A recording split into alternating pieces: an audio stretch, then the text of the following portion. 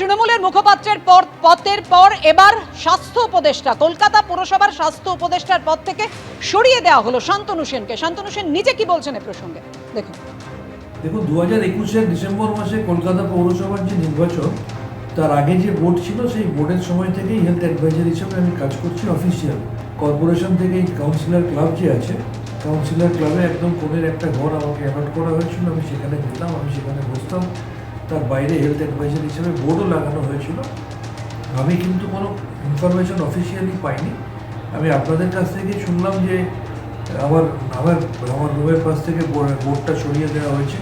তো আমি শুনলাম যে টক টু মেয়রে আমাদের প্রিয় মাননীয় মহানাগরিক তিনি বলেছেন যে হেলথ অ্যাডভাইজার বলে কোনো পোস্ট ছিল না।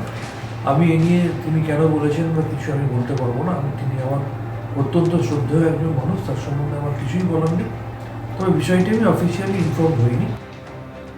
অর্থাৎ শান্তনু সেন নিজে বলছেন যে তিনি এ ধরনের কোনো সরকারি নির্দেশিকা পাননি, অর্থাৎ তাকে কলকাতা পুরসভার স্বাস্থ্য উপদেষ্টার পদ থেকে যে সরিয়ে দেওয়া হলো এ প্রসঙ্গে। কিন্তু ফেরাদ হাকিম তিনি কি দাবি করছেন এ প্রসঙ্গে যে কলকাতা পুরসভার স্বাস্থ্য উপদেষ্টার কোনো পদই নাকি নেই? কি বলেছেন ফেরাদ হাকিম?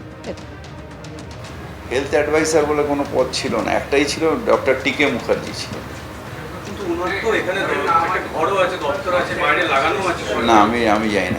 হেলথ অ্যাডভাইসার কোনোদিন কোনো সার্কুলারে আমরা দেখিনি। একটাই হেলথ অ্যাডভাইসার রয়েছে, ডক্টর টিকে মুখার্জি।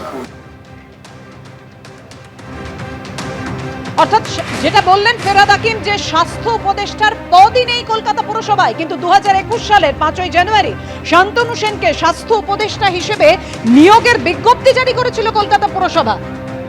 সেই বিজ্ঞপ্তি আপনাদের সামনে রেখেছি, যেখানে শান্তনু সেনকে 2021 সালের 5ই জানুয়ারিতে স্বাস্থ্য উপদেষ্টা হিসেবে যে নিয়োগ করা হয়েছিল তারই বিজ্ঞপ্তি।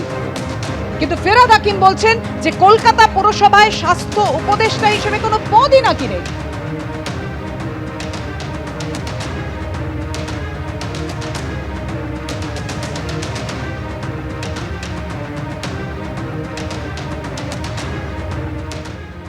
আরজিকর মেডিকেলে চিকিৎসককে ধর্ষণ খুনের প্রতিবাদে সোচ্চার হয়েছিলেন শান্তনু সেন, এবং শান্তনু সেন বলেছিলেন এই কলেজের অর্থাৎ আরজিকর মেডিকেল কলেজ হাসপাতালের প্রাক্তন অধ্যক্ষ সন্দীপ ঘোষকে নিয়ে একেবারে প্রতিবাদে সরব হয়েছিলেন তিনি। ঠিক কি বলেছিলেন সেদিন দেখুন। এই প্রশ্নটা আমারও আছে।